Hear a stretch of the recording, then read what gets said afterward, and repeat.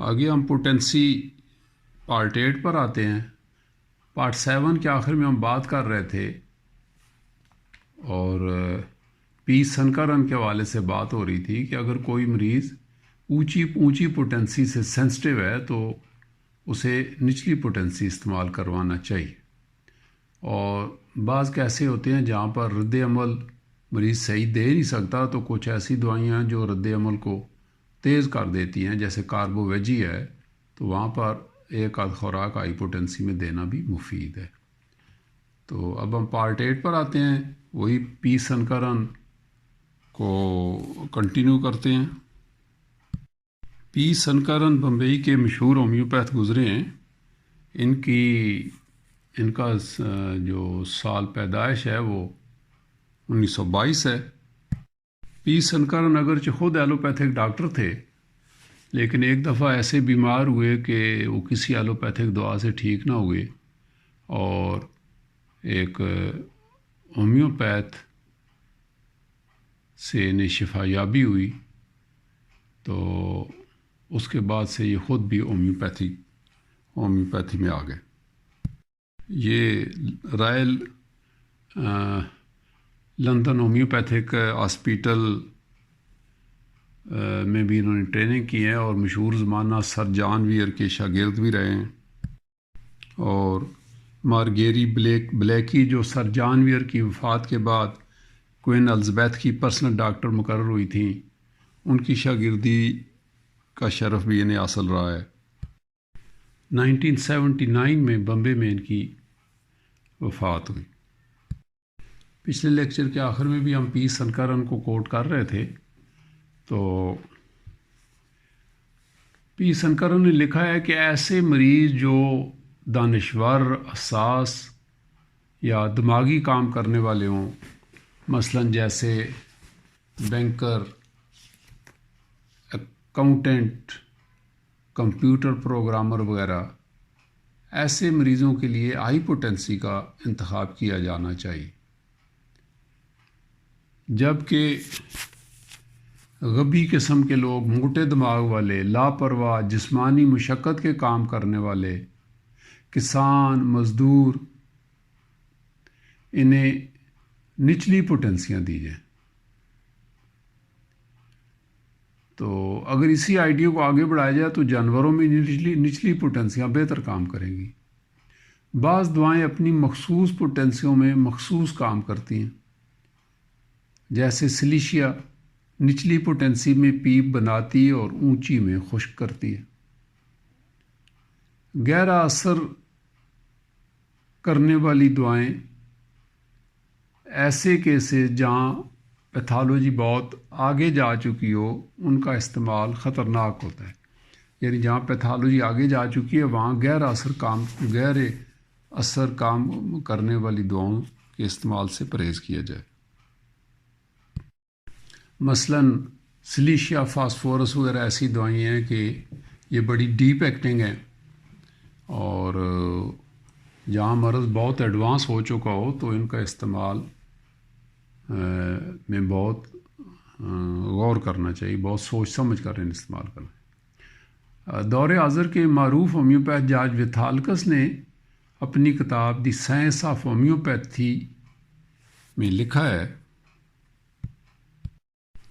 ایسے مریض جو ناتواں ہوں یا عمر رسیدہ یا حساس تر ہوں، انہیں علاج کے شروع میں نچلی پوٹینسیاں یعنی 12x سے 200 تک استعمال کروائی جائیں۔ اس کی وجہ یہ ہے کہ ایسے مریضوں میں ہائی پوٹینسیاں قوت یاد کو غیر معمولی جھٹکا دے سکتی ہیں، جس کے نتیجے میں مریض غیر ضروری تکلیف کا شکار ہو سکتا ہے، اور یہ اصول خاص طور پر ان مریضوں پر لاگو ہوتا ہے جو جسمانی طور پر کسی بڑی پیتھالوجی کا شکار ہوں، جیسے گٹھیا کا مریض جو ایک طویل مدت میں اس میں مبتلا ہے اور اس کے جوڑ بالکل مڑ چکے ہیں، سٹف ہو چکے ہیں، اور یہاں انہیں کالی کارب اگر ہائی پوٹینسی میں دی جائے تو ان کو بے پناہ تکلیف ہو سکتی ہے، بلکہ نے کہا یو ول کل دا پیشنٹ۔ تو مقصد یہ ہے کہ یہ ان چیزوں پر غور کرنا چاہیے۔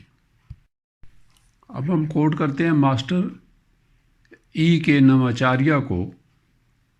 ای کے نماچاریہ کا پورا نام بنتا ہے ایکاریلا کرش نماچاریہ۔ یہ کوئی انڈین ہے۔ انہوں نے اپنی کتاب میں پوٹینسی کے حوالے سے تفصیلاً لکھا ہے۔ پوٹینسی کے حوالے سے آپ لکھتے ہیں کہ دوران علاج صرف ایک ہی پوٹینسی کا تواتر سے استعمال مناسب نہیں، بلکہ دوران علاج علامات کے رد و بدل کے مطابق پوٹینسی میں بھی رد و بدل کرتے رہنا چاہیے۔ اور یہ نظریہ کہ کوئی دعائیں خاص مدت تک مثلا 5، 10، 15 دنوں تک، 30 دنوں تک، 40 دنوں تک کام کرتی ہے، درست نہیں ہے۔ دعا کے عمل کا دورانیہ متعین نہیں ہوتا، بلکہ اس کا انحصار قوت حیات کی توانائی اور بیماری کے زور پر ہوتا ہے۔ البتہ پوٹینسی کے عمل کا دورانیہ ہر کیس میں مختلف ہو سکتا ہے، لہذا فزیشین کو یہ سارے امور ذہن میں رکھنے چاہیے۔ مزمن امراض میں اگر ذہنی علامات نمایاں ہوں تو اونچی پوٹینسیاں تجویز کی جائیں، عاد امراض میں نچلی پوٹینسیاں دہرائی جائیں۔ اسی طرح خارجی چوٹیں یا زخم لگنے پر نچلی پوٹینسیاں بار بار دہرائی جا سکتی۔ ایسے مریض جو عمر رسیدہ ہوں یا جن کی توانائی کمزور پڑ چکی ہو، ان کے لیے نچلی پوٹینسیاں بہتر رہتی ہیں، جبکہ جوان اور توانا مریضوں کے لیے اگر ضرورت پڑے تو اونچی پوٹینسیاں تجویز کی جا سکتی ہیں۔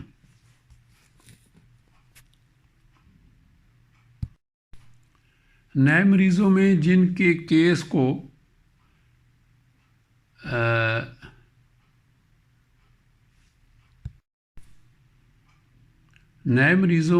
کے کیس کو باوجود مکمل طور پر نہ سمجھا جا سکے، ان کا علاج نچلی پوٹینسیوں سے شروع کیا جائے۔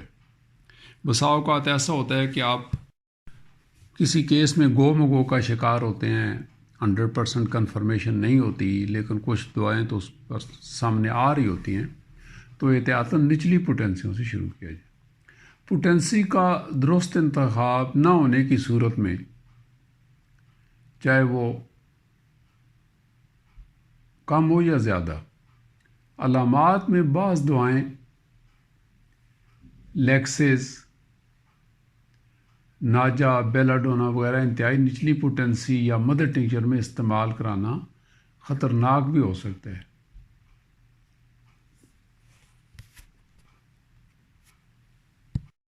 ہانیمن نے لکھا ہے کہ درست دعا چاہے کسی بھی پوٹینسی میں وہ کام کر جاتی ہے، جبکہ غلط دعا چاہے کسی بھی پوٹینسی میں وہ بیکار ہے۔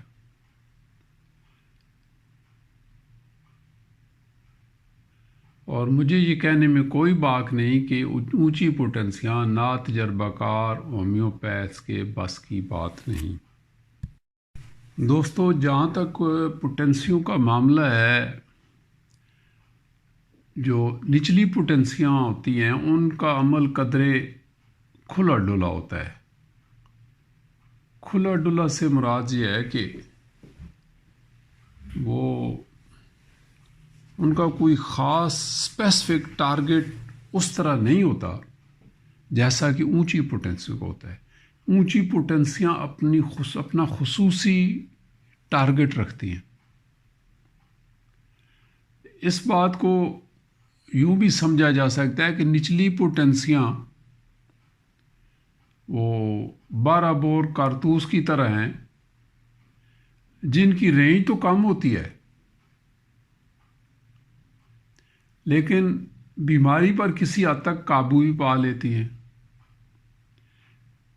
آپ جانتے ہوں کہ یہ کارتوس ایسی گن سے فائر ہوتا ہے جس کا نشانہ چھوٹے موٹے جانور ہوتے ہیں، اور اس کے وہ چھرے بھی بہت سارے ہوتے ہیں، تو زیادہ نشانہ باندھنے کی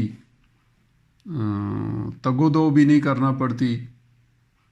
وہ بہت سارے چھروں میں سے شاید کوئی چھرا اس کو لگ بھی جائے گا، تو اس طرح سے کام چل جاتا ہے. اس کے مقابلے میں ہائی پوٹینسی کی مثال جیسے وہ 303 کی گولی کی طرح ہے، جس کی رینج بھی دور ہے اور نشانہ کی پابندی بھی لازم، ورنہ فائر ضائع ہونے کا ڈر ہے. تو مدر ٹنکچر سے جوں ہم اوپر اٹھتے چلے جاتے ہیں، ہم جنرلائزیشن سے اسپیشلائزیشن کی طرف جانا شروع ہو جاتے ہیں. تو یہاں پر ہم پوٹینسی پارٹ 8 کا اختتام کرتے ہیں. پارٹ 9 پر پھر آپ سے ملاقات ہوگی. اللہ حافظ.